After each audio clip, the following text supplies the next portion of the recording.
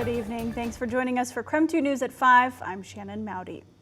We begin with breaking news in a high-profile murder case. Nearly 40 years after the murder of Ruby Doss, a judge has found Richard Aguirre guilty of first-degree murder. KREM 2's Nathan Hyun was in the courtroom for that verdict. And Nathan, tell us what the judge said about his decision. Well, the courtroom was packed with victim advocates, law enforcement, and Richard Aguirre's family. The judge gave a half-hour statement where he said the court found inconclusive evidence that Aguirre did murder Ruby Doss in 1986. Finds Mr. Aguirre guilty of the crime of murder in the first degree as charged in count 1. Richard Aguirre is now responsible for killing 27-year-old Ruby Doss back in 1986. As Ruby Doss's daughters watched on from a Zoom call, Judge Jeremy Schmidt said the evidence and testimony from the month-long trial gave him the confidence to make his decision. He said the DNA found on the condom at the scene of Doss's body and Aguirre's previous confessions to friends proved the murder was premeditated. Aguirre was escorted out of the courtroom in handcuffs, and I had the chance to speak with his defense about the decision. That intent to cause the death was premeditated, that Ruby Doss died as a result of the defendant's acts, and that these acts occurred in the state of Washington. I believe in Mr. Aguirre's innocence, and we will continue to fight for that. His family has invested 8 years defending him. Aguirre's defense attorney says she will look to file a motion of appeal. I tried to speak with the prosecutor as well, but they left the courtroom once the verdict was read. Sentencing for Aguirre is set for February 5th at 8:30 a.m. And in KREM's mission to bring viewers more to every story, let's walk through now the key moments in the case that brought us to today.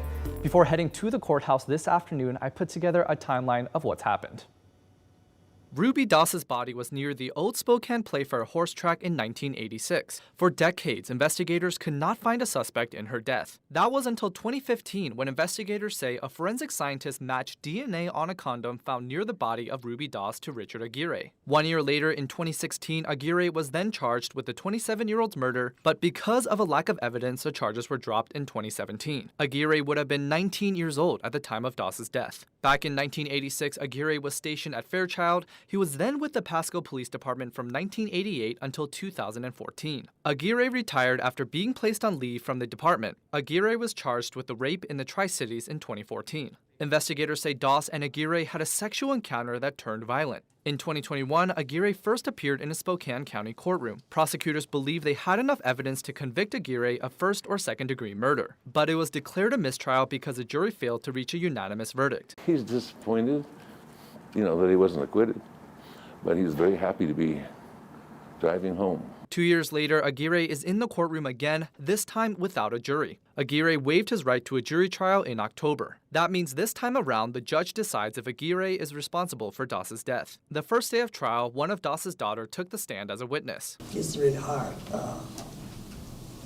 but our mother was a mother. The second day of trial, prosecutors called former detectives who investigated the murder. He cut around the building, and as he came past here, he noticed an individual laying on the ground. During the month-long trial, prosecutors argued DNA from a condom found at the crime scene near the victim's body matched Aguirre's. They also argued footprints found at the scene matched Aguirre's. But Aguirre's defense claims the DNA from the condom was mishandled and cross-contaminated, and the footprints at the scene could not be accurately identified. And in closing arguments last week, prosecution stayed firm the DNA found on the condom links Aguirre to the crime. Your Honor, the very same injuries that Mr. Aguirre described to Lawrence Cole are consistent with the exact injuries led to Miss Doss's death. While the defense in their closing arguments stated the DNA evidence is unreliable since investigators in 1986 contaminated evidence. This is the condom bag. You cannot say for certain that Bill Morrig did not cross-contaminate this condom bag. And to give you a little bit more context, Spokane County Prosecutor Larry Haskell tried this case with Rich Whaley. Typically, Haskell is only seen on major high-profile cases, so it speaks to how much effort has gone into this trial. In the studio, Nathan Hyun, KREM 2 News. Happening this Thursday, the home where 4 University of Idaho students were killed last fall will be torn down this week. Demolition scheduled for Thursday. The process is expected to take a few days. The university owns the home on King Road. Officials hope demolishing it during winter break will reduce the impact on students living in the area. The area where the house is located is very dense with students, and we wanted to do it at a time when they wouldn't have to be there to be a part of that. And so that fell to the winter break, making the most sense. Both sides in the murder case, including the defense team for suspect Brian Kohberger, have been inside the house to gather photos and measurements. Prosecutors have asked for trial to start this summer. And let's switch gears to talk weather. This is what many of us woke up to this morning with some snow, and now you can see that sun has gone down. It's been a little foggy throughout the day.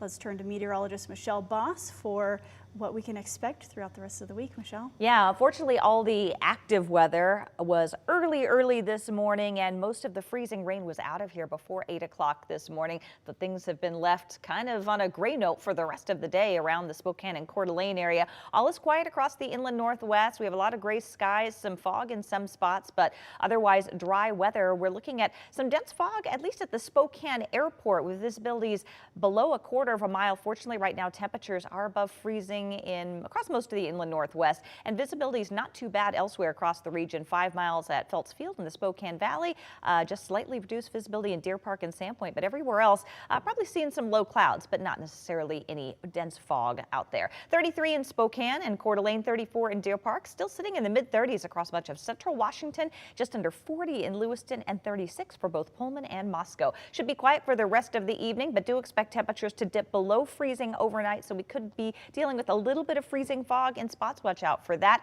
Otherwise, temperatures climbing into the upper 30s tomorrow with some late day and early evening rain expected. Could mix with a little bit of wet snow, but precipitation overall very light. Highs in the 40s with mostly cloudy skies for Thursday and Friday. Looking ahead, Spokane Mayor-elect Lisa Brown will be sworn into office tomorrow. The ceremony starts at 5:30 p.m. at the Central Spokane Public Library. The library will broadcast the ceremony live on its YouTube channel. Brown's first official day as mayor of Spokane will be January 1st. And you can ring in the new year with KREM 2. Mark Hanrahan is going live from Riverfront Park as part of the T-Mobile New Year's at the Needle celebration. The special will be live from Spokane, Seattle, and Portland as we all count down to midnight. The main event is at the Space Needle in Seattle. Viewers across the Pacific Northwest will see a drone show just before midnight, then the fireworks at the stroke of midnight. You can watch the special on KREM 2 and stream it on KREM 2 Plus.